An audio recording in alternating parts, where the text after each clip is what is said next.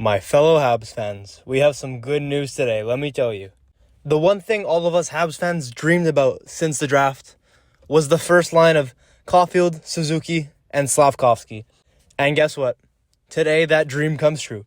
We're going to see it live in action tonight versus the Ottawa Senators in today's preseason game. If you didn't watch last night's game versus the Toronto Maple Leafs, Slafkovsky played a great game.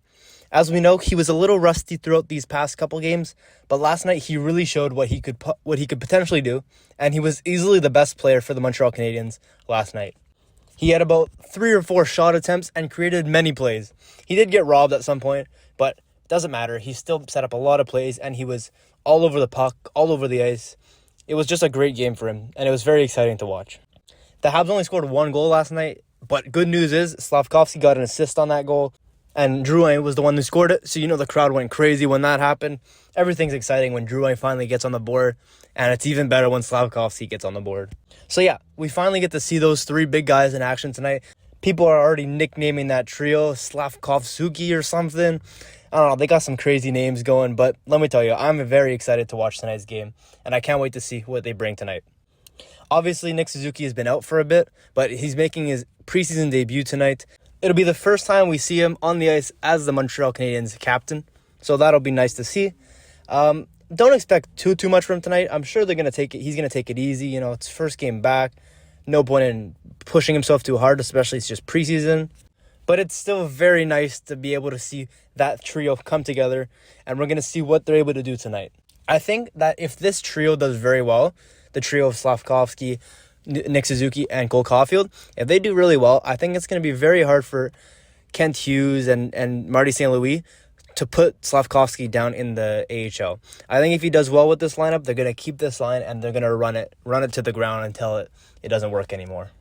Now, that might be some optimistic thinking on my part, but that's just my opinion. Anyways, moving on to Filip Mesar.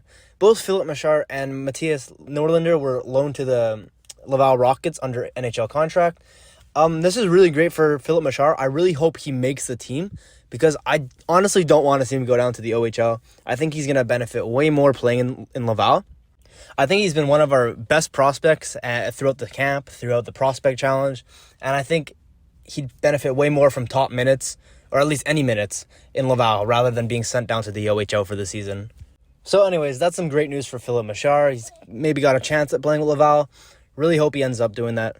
But yeah, speaking of one of our better prospects, another one of our best prospects during this camp and the prospect challenge was Owen Beck. And Owen Beck just signed a entry-level contract, a 3-year entry-level contract with the Canadiens today. So that's great. You got him locked up for these next 3 years.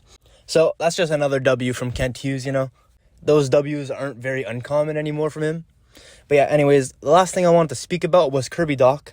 And I honestly have been very impressed with him these past couple games. I think last night he really carried himself. He really seemed mature. And he seems to be setting himself up for a breakout season.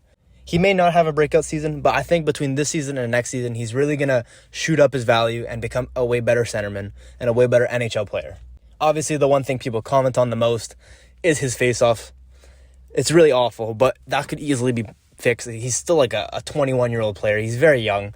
He's going up against adults. And you know, if face-offs are the only thing he needs to improve that much, you could practice face-offs all day. He'll get better at them. You don't have to worry about that. But yeah, that's going to be all for my little Habs news update today. If you guys did enjoy today's video, don't be afraid to like, comment, subscribe. And yeah, with that being said, I'll see you guys all tomorrow. Take care.